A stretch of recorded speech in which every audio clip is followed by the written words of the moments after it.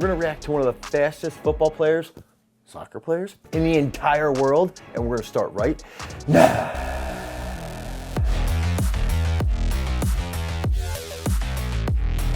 Now, one of the phenomenal parts around football, or in the US, we refer to it as soccer, but the rest of the world, it's football. One of the hardest parts around it is, one, the game is extraordinarily long. It's 90 minutes, 45-minute halves.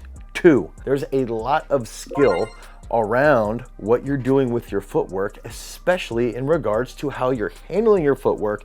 You're going through a locomotive pattern at the same time, and you're managing a ball. That's extraordinarily challenging. That's not something that is typically easy to master, but if you practice for a long period of time, you can get it done. Then on top of that, soccer players, football players are running very, very far throughout that 90-minute time frame. Okay, so their energy sources are getting tapped. They're dealing with a lot of different stress inside of the game. And so to have a very, very high-end amount of speed, it can be a challenge. But that's gonna take us to the player that we're gonna dive into and what their technique is, how they run so fast, what that technique looks like, what their top-end speed can be, and then how you guys can take that information and apply it to your own training to become better football players. So that athlete is Erling Haaland. So let's dive into how Haaland actually crushes his opponents with crazy speed and what that actually looks like, how he accelerates so freaking quickly, and then what you guys can do if you lack that speed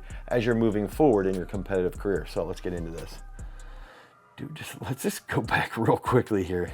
I think picking up like relative proximity to other players is important, especially in a sport like football where you can see the tempo of the field and its comparison. One thing that a lot of people forget in a sport like football is vision. There's an aspect of how the field is laid out and how the sport needs to be played based off of the system that your coaches are deploying. And then if you understand that system of competitive strategy, you can see things generally quicker. And that's why on the offensive, it makes it easier to advance the ball and get there quickly. And that's one thing here. You can see he has a tremendous vision. He can see the field very, very well.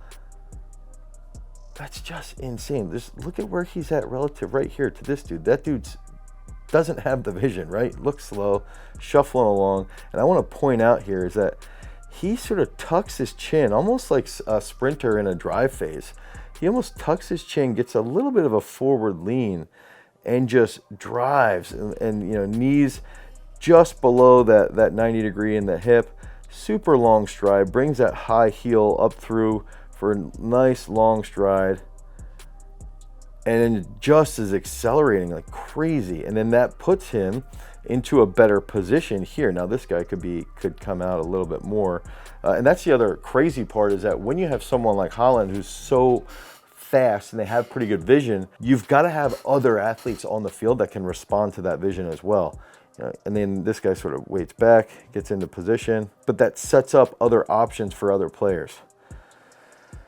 Again, think through that relative speed and think through positions related to other players here, right?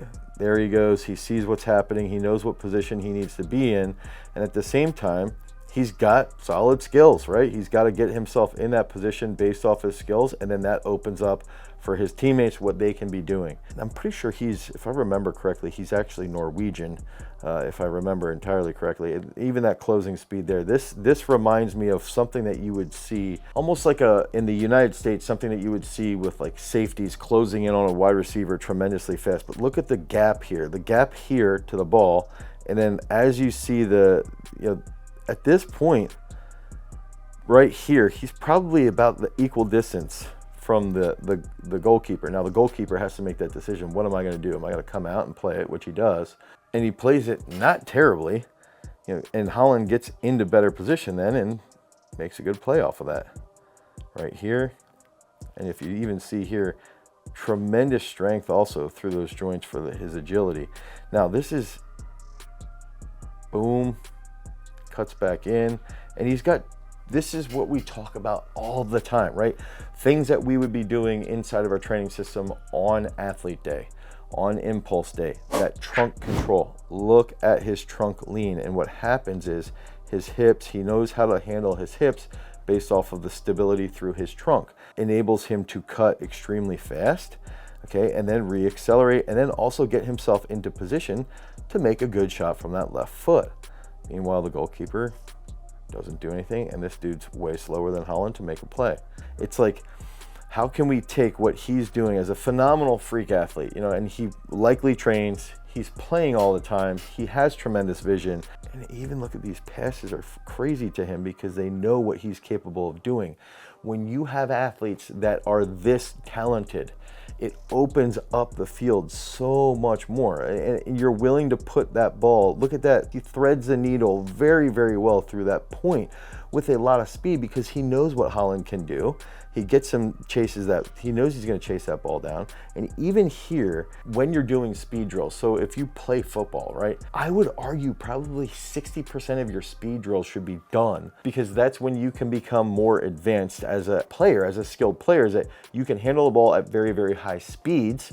And that in turn opens up the field even further. And that's when you can start to make crazy shots and crazy cuts. And if we watch and study football and how goals are scored, how passes are led through different positions, there's a very high speed chase that results in a cut and then a score. Okay, that's typically what we end up seeing. And if you have the strength and if you have the speed to handle that fast stop, okay, if you're doing things like drop lunges, if you're doing things like plyometrics, you can do those things on athlete day, but you also need to improve your single leg strength. So if you're doing things like single leg squats or even step ups or walking lunges and even doing back squats, we've even covered research in the past that has shown that world-class soccer players can still increase their speed on the field by just improving their back squat. Now, I'm not saying that Haaland has to squat more. I'm saying that to get to his level, that might be something that you have to do as an individual. And I'm really interested that he gets a nice steep lean there, and then right here, sets up, boom, super fast, super explosive. This is phenomenal. Now, there's one video that I really, really want to break down, and I really want to show you guys what his level of play is. And see, he even gets opposing players in very big predicaments based off of what they're doing defensively because they can't hang with his speed. Okay, so here we go. This is the one right here. Okay, so here we see Haaland right there. He sees an opening, right? And he's able to navigate here, right? He understands and he sees what's happening. This dude sees the field, immediately starts to light up, puts his head down, and this goes back to that drive phase I was talking about. He puts his head down, comes out of it, and just starts hammering his arm swings. And if you notice that, like right here, boom, I'm going to get the lean, I'm going to get forward, and I'm going to try and get myself some steep shin angles, right? So if we see right here, when he's coming out, like right there, you can see he's projecting himself forward. He's got to accelerate. He's got to accelerate. Now he's getting even faster into this crazy position. And you can see, where were those players back in the beginning? Okay, so this is all going to be related to his vision and all related. You can see these guys are all in line with him, right? But what happens is he's got better vision and he's got better speed. So when you have better vision, you got better speed, you're a better player. You can get yourself into position. The guy with the ball is right here. There's going to be a very quick play. So this is 80 to 100 meters, very quick play. And then what ends up happening, he knows where to put the ball based off the acceleration of Haaland. Okay, he knows exactly where to put the ball. And what's he do? Boom. Scores. That specific play right there, what we saw was he's been clocked around 35 kilometers per hour, which is going to be about 21.7 miles per hour. And so what that means is that's extremely fast. And some of the best running backs will struggle to achieve 22 miles an hour. He's doing this, and this might be late in the game. Let's say like 75 minutes into the game. He's doing this under fatigue, and he's doing this seeing the field, knowing what his opponents are doing, knowing what his own teammates are thinking, and then trying to take advantage of his speed and his positioning. And so what this means for us is that when we're analyzing someone who is a football player and on that level, think about Mbappe, right? When you see these athletes and you understand what they're doing, they might not be doing specific things in training, but they're here as an athlete and we might be here. And if they've got that work ethic and that talent, they're here, and to catch them, we need to add things into our daily regimen to get to that point. And what that might look like is focusing on, based off of research of improving speed in elite soccer players or football players, is improving our back squat. So that's something that we would do on a leg power day. On an upper body day, we want to focus much more upper body work, but we also focus on dynamic trunk control. Day 3 would be that athlete day. Okay, now we're going to focus on much more deceleration, rapid cuts, rapid reaction, some acceleration work. And if we have a 4th day at our disposal, that's when we're going to do that impulse-based training to try to just close that gap as much as we can. Take this information from Haaland and recognize, why is this making him such a good athlete? He's got that vision. And those are things that you have to improve upon when you're in soccer practice. And then you take a step back and you analyze, what physical capabilities can I try to improve? What physical characteristics can I try to improve to really close that gap even further? That's what we do inside of our app, Peak Strength. You can go inside of Peak Strength. You can download that for 7 free days of training. You're gonna get 5 free workouts.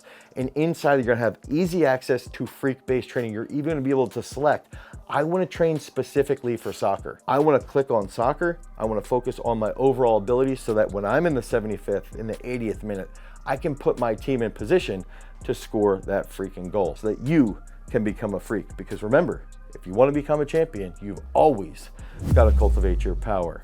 Peace.